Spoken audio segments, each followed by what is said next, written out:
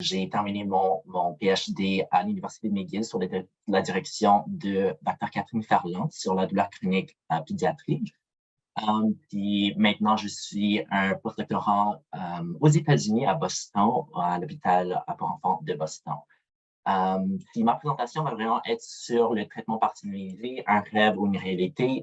Je vais parler beaucoup sur le pourquoi, où sommes-nous aujourd'hui, c'est quoi les défis qu'on essaie de surmonter encore. Puis Aliénor va faire suite à ça, puis donner des exemples concrets sur comment on peut faire le traitement personnalisé. Alors, pour le pourquoi, certainement, quand ça vient pour le traitement personnalisé, le pourquoi, c'est vraiment parce que chaque personne est unique.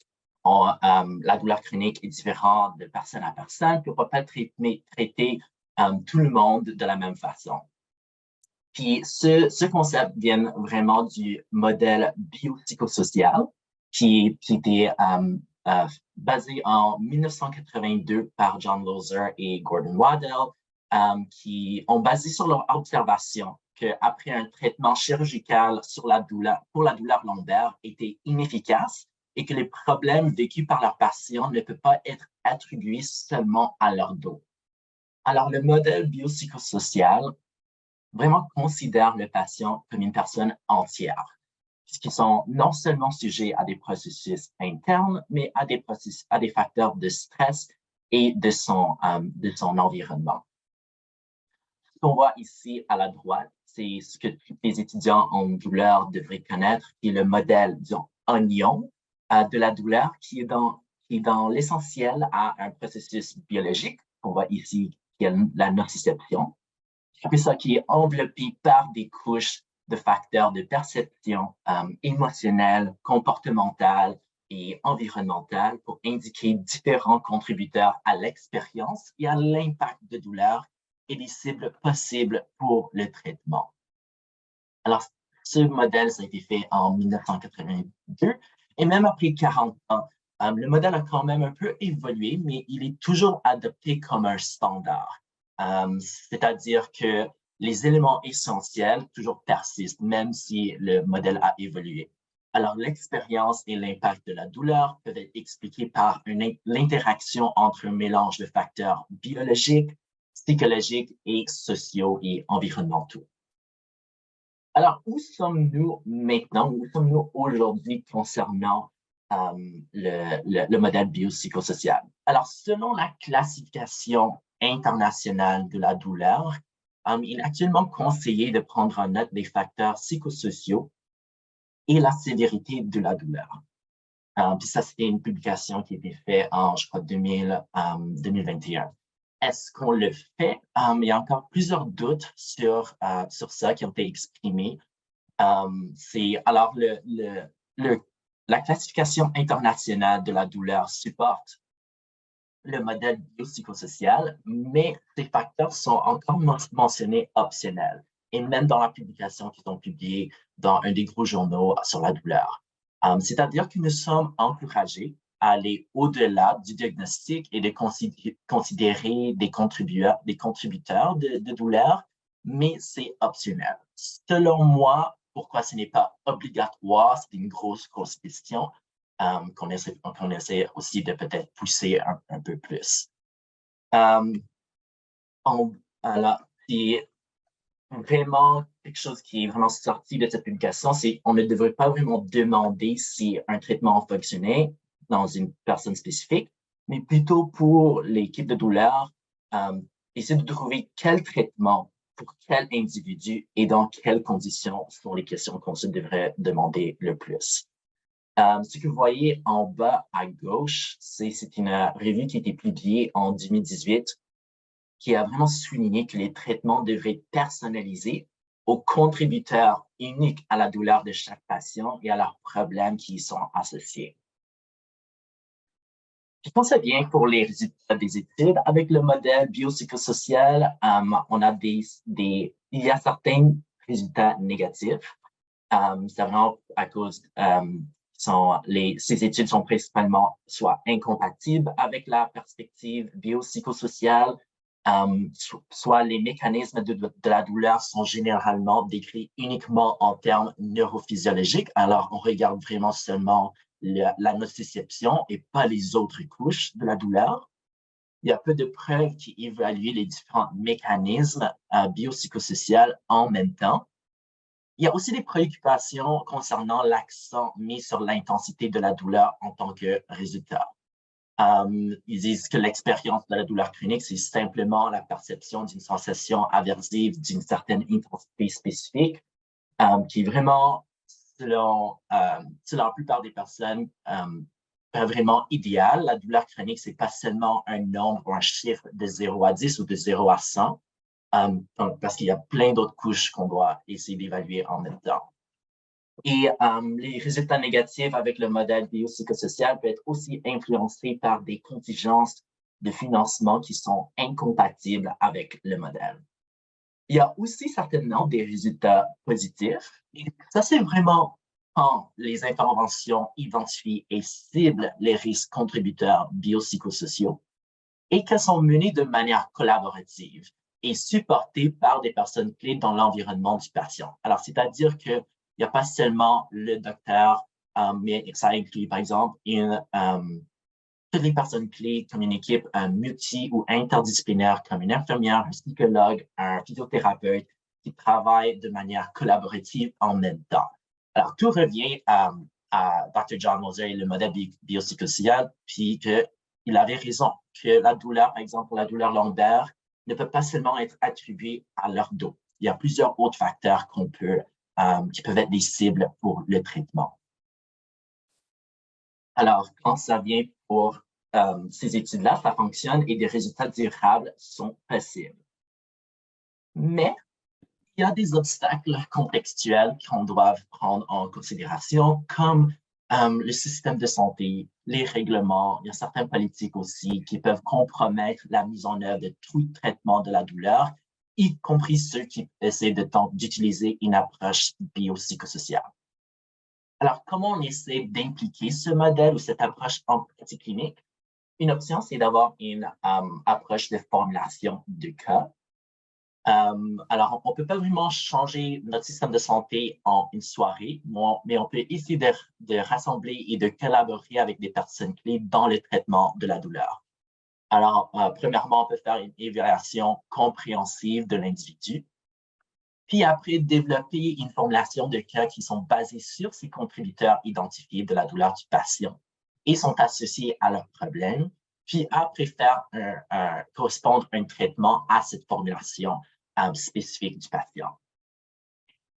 Ça, c'est juste un exemple. C'est en anglais, ça vient d'une session sur le modèle biopsychosocial au Congrès mondial de la douleur qui s'est déroulé à Toronto en septembre 2022.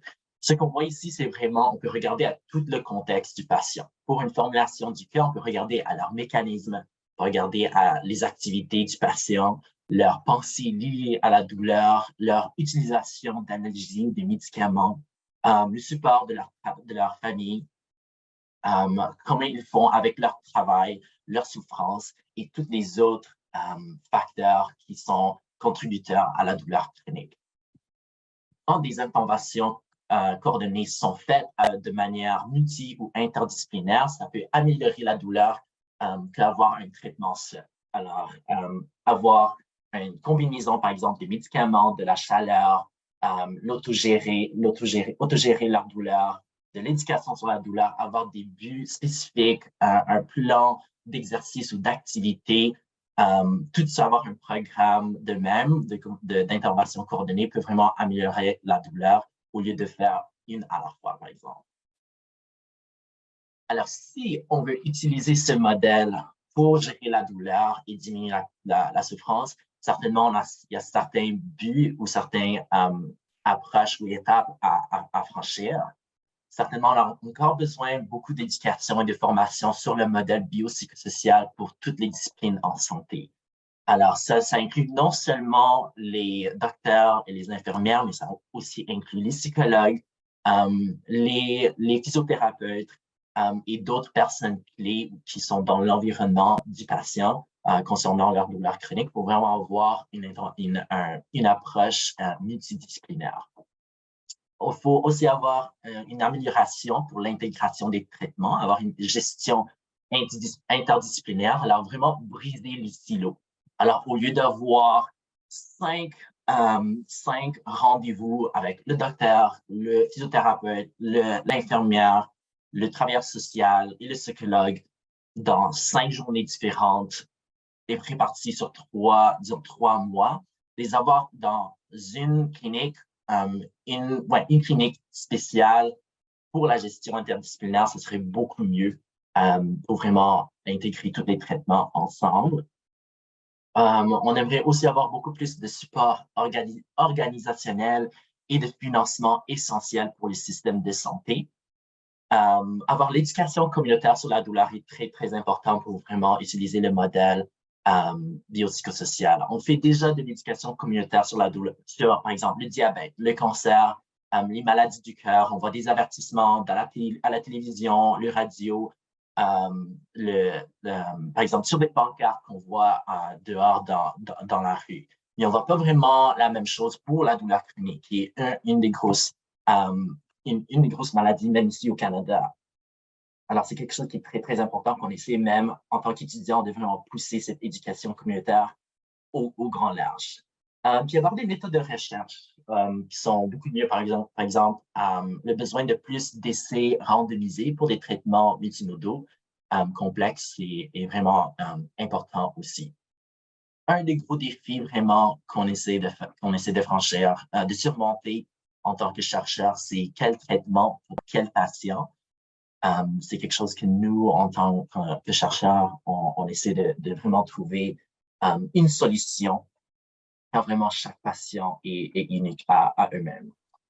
Pour surmonter ce défi-là, certainement, il y a plusieurs méthodes d'évaluation qu'on peut essayer à faire en clinique ou en termes de recherche. Certainement, il y a les questionnaires et les entrevues 1 à 1 qui sont déjà impliqués dans les cliniques. Mais on a aussi ce qu'on appelle des tests sensoriels. Les tests sensoriels quantitatifs, ce qui sont des outils qui sont non invasifs pour évaluer le système nerveux périphérique, c'est-à-dire à la localisation de la douleur, mais aussi regarder le système nerveux central, c'est-à-dire au niveau de la moelle épinière et du cerveau. Il y a plusieurs tests qui existent qui incluent diverses modalités telles que le toucher, la pression, la vibration, la chaleur et le poids, comme on le voit ici dans l'image. Est-ce que les tests sensoriels sont déjà utilisés en clinique? Il y a certains protocoles qui sont utilisés ou développés pour la clinique dans quelques endroits à travers le monde. Mais une des choses, c'est que les tests peuvent être aussi un fardeau pour certains patients, car les protocoles peuvent être longs, dépendant des protocoles qui sont utilisés. Puis, pour les protocoles qui sont longs, les patients doivent avoir beaucoup d'attention pour les tests, particulièrement ceux qui mesurent les seuils de douleur. Il y a encore des obstacles pour l'utilisation des tests sensoriels. Il y en a certains. Une des grosses choses qu'on essaie de surmonter, c'est d'avoir plus d'inclusion, de diversité dans nos études pour répondre à des questions qu'on pouvait pas répondre avant. Par exemple, on avait une base de référence qui a été publiée, mais la plupart de ces bases de données sont sont vraiment plus des patients ou des participants caucasiens. Alors, avoir plus d'inclusion, de diversité va vraiment élargir ou vraiment aider à surmonter le défi d'utiliser les tests sensoriels, par exemple, en clinique. On peut aussi regarder différents biomarqueurs de douleur comme base de décision dans le processus de développement thérapeutique et dans la pratique clinique. Un biomarqueur, c'est une mesure quelconque qui indique un état ou une condition d'un individu. Exemple, des molécules inflammatoires de notre sang peuvent servir de biomarqueur pour l'arthrite. Puis il y a certains outils ou biomarqueurs qui sont déjà utilisés dans des cliniques de douleur spécifiques, mais il y a encore des enjeux et des travaux à améliorer le traitement personnalisé. Une des grosses choses, c'est il y a tellement de facteurs pour la douleur chronique, par exemple sur toutes les couches biopsychosociaux. Et c'est un des gros défis, c'est de trouver quel facteur joue un plus gros rôle pour, par exemple, la sévérité et la souffrance de la douleur. Alors, il y a beaucoup de travail, par exemple, qui regarde les biomarqueurs inflammatoires. Par exemple, dans le sang, on regarde aussi des marqueurs génétiques. Il y a beaucoup d'études qui regardent, qui essaient de faire des associations avec nos gènes, avec certaines conditions de douleurs chroniques spécifiques. Puis il y a aussi beaucoup d'études qui regardent des biomarqueurs cérébrales. Alors, regardez sur l'imagerie du cerveau, car il y a plusieurs régions du cerveau qui jouent un rôle très important dans la douleur chronique. Par exemple, même juste nos 5 sens qui sont très, très importants, qui jouent un rôle aussi dans la douleur chronique. Alors, c'est vraiment tout de ma présentation. J'avais vraiment fait un gros introduction. Mais il y a certaines ressources certainement en ligne que vous pouvez aller voir pour avoir un peu plus d'informations. Alors, avec le Réseau québécois de recherche sur la douleur, on a actuellement un balado qui s'appelle Parlons douleur, qui peut être trouvé sur Spotify et YouTube. Puis moi, j'avais la première épisode et sur le traitement parcénimisé, très, très similaire à la présentation que j'ai donnée aujourd'hui.